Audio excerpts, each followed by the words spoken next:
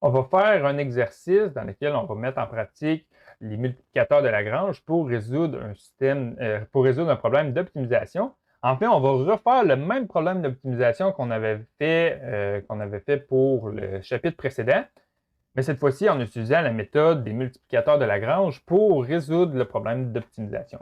Donc, on va faire le numéro 47 du chapitre 11.7 des notes de cours. Encore une fois, on a une boîte en carton qui doit avoir un volume de 32 000 cm3 et on doit dimensionner cette boîte de carton-là pour minimiser la quantité de carton. Donc, premièrement, l'information on a l'équation du volume. Donc, je vais réécrire l'équation du volume. On a base fois hauteur fois largeur qui doit être égale à 32 000. Et ce qu'on cherche à optimiser, c'est la quantité de carton. Donc, on va avoir la quantité de carton qui est une fonction de 3 variables. Donc, je vais réécrire ma fonction ici sans l'avoir simplifiée. Dans le numéro précédent, on avait simplifié pour avoir une fonction de 2 variables, mais là, je vais la laisser sous la forme d'une fonction de 3 variables. Donc, ça, c'est égal à base fois largeur plus, entre parenthèses, 2 fois la base plus 2 fois la largeur multiplié par la hauteur. Donc là, on a une première fonction qu'on cherche à optimiser. On a une deuxième fonction qui est ce terme-là ici, qui est une fonction qui est en lien avec notre contrainte et on a le coefficient K ici de 32 000 qui fait partie de notre contrainte. Donc, je vais réécrire nos différentes fonctions. Je vais les renommer également. Donc, la première fonction, je vais la nommer la fonction f, puisque c'est la fonction qu'on cherche à optimiser. Donc, on va avoir f qui dépend de 3 variables, b, h et l. Donc, ça, cette fonction-là, c'est base fois largeur plus, ouvre la parenthèse, 2 fois la base plus 2 fois la largeur multiplié par la hauteur.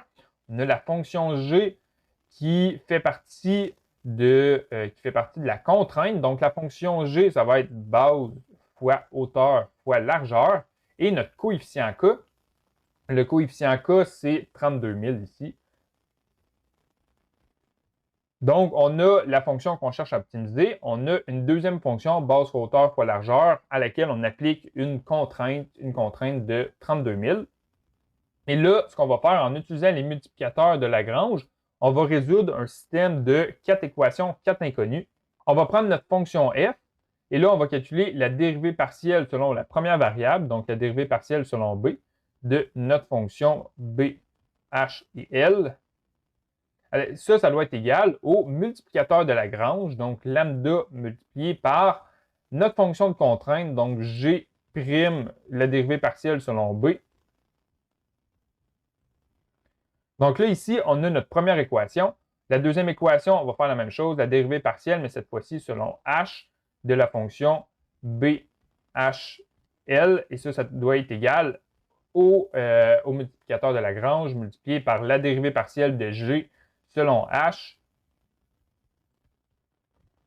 Ensuite, on va avoir la dérivée partielle de f selon L, qui est une fonction de B, H et L. Ça doit être égal au multiplicateur de Lagrange multiplié par G' de L. Et finalement, la quatrième équation, ça va être notre équation de contrainte. Donc, on doit également avoir G, la fonction G, qui doit être égale à 32 000. Donc, on va résoudre ce système d'équations-là à la calculatrice scientifique. Donc, à la calculatrice TI, j'ai déjà défini la fonction f, j'ai défini la fonction g et j'ai défini mon coefficient k. Donc, je vais résoudre un système de 4 équations, 4 inconnues. Donc, on va faire menu, on va aller dans algèbre, donc menu 3, 7, puisqu'on veut résoudre un système d'équations, menu 3, 7, 1. Combien d'équations doit-on résoudre? On a 4 équations. Quelles sont les variables qu'on cherche à résoudre? Donc là, on a nos 4 inconnus. On va avoir la variable b, on va avoir la variable h, la variable l et le multiplicateur de Lagrange, donc lambda. Donc là, on va avoir b, h, l et le multiplicateur de Lagrange. Je vais l'appeler, par exemple, a à la calculatrice, comme ça ici. Et là, ce qu'on va faire, on va écrire nos 4 équations. Donc, premièrement, on a la dérivée partielle selon b de la fonction f. Et ça doit être égal au multiplicateur de Lagrange multiplié par la dérivée partielle toujours selon b de la fonction g.